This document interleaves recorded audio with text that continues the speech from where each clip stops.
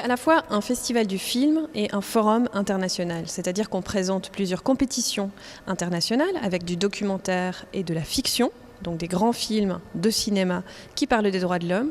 Et c'est aussi un forum, donc tous les soirs, on propose des débats de haut niveau, publics, ouverts à la population genevoise, sur des thèmes qui traitent de l'actualité des droits humains dans le monde. Tous les débats sont en français et en anglais. Et chaque soir, c'est très important pour nous, on donne la parole au public, on peut poser des questions aux invités. Donc ça nous permet déjà de faire un lien avec le Conseil des Nations Unies aux droits de l'homme, parce qu'on est toujours face au Conseil des Nations Unies, donc qui tait de nombreuses violations, et ça nous permet de dénoncer toutes les violations contre les droits humains, d'où qu'elles viennent.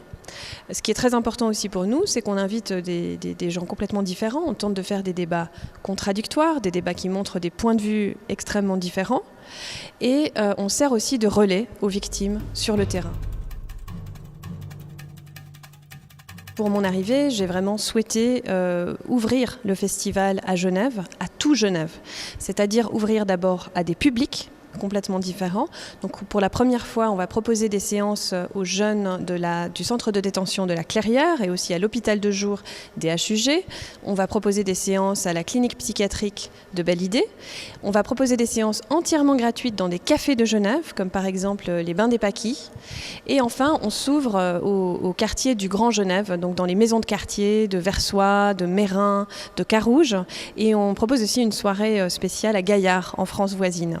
À chaque fois, c'est toujours des projections de films suivies de discussions. On a 3 soirées autour des lanceurs d'alerte. Une soirée autour de la cybersurveillance, où Edward Snowden sera à l'honneur.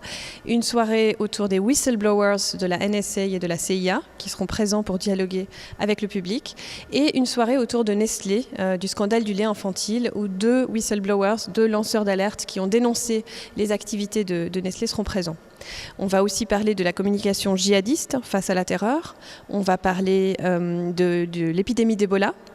On va parler de la Côte d'Ivoire, pardonner ou se réconcilier aussi en Côte d'Ivoire, donc les procès en justice transitionnelle. Et on va clôturer le festival sur la Journée internationale des femmes. Comme chaque année, tous les débats seront centrés cette année autour des femmes engagées. On a donc 3 sections compétitives. La section internationale documentaire de création, où c'est des documentaires de cinéma réalisés par parfois des grands cinéastes ou des cinéastes qu'on découvre aussi. Les deux sont très importants pour nous. La section compétitive de l'OMCT, de l'Organisation mondiale contre la torture, où c'est des films extrêmement engagés sur les droits humains. Et la section fiction et droits humains, où c'est des films de fiction réalisés. Donc cette année, on présente des œuvres de Dani Stanovic, Raoul Peck, Eric Zonka ou d'autres cinéastes moins connus. On propose aussi des ateliers pratiques, des ateliers professionnels qui sont toujours ouverts au public. Ce qui m'intéresse énormément, c'est la formation cinématographique. J'ai moi-même enseigné à l'ECAL et à la HEAD. Donc on propose cette année pour la première fois une masterclass d'un comédien, Reda Kateb, un comédien extrêmement connu.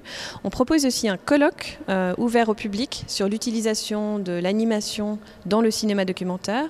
Et on propose un workshop, donc un atelier pratique pour tous les professionnels de l'information et les ONG autour de la sécurité informatique. Comment protéger ses sources et comment protéger les sources sur le terrain. C'est entièrement gratuit et ouvert à tous sur inscription. La soirée d'ouverture du festival va être particulièrement émouvante puisqu'elle est entièrement dédiée aux caricaturistes de Charlie Hebdo assassinés, avec une pensée bien sûr pour ce qui s'est passé au Danemark il y a peu de temps, avec la projection du film caricaturiste Fantassin de la démocratie, qui sera un événement absolument marquant, c'est certain.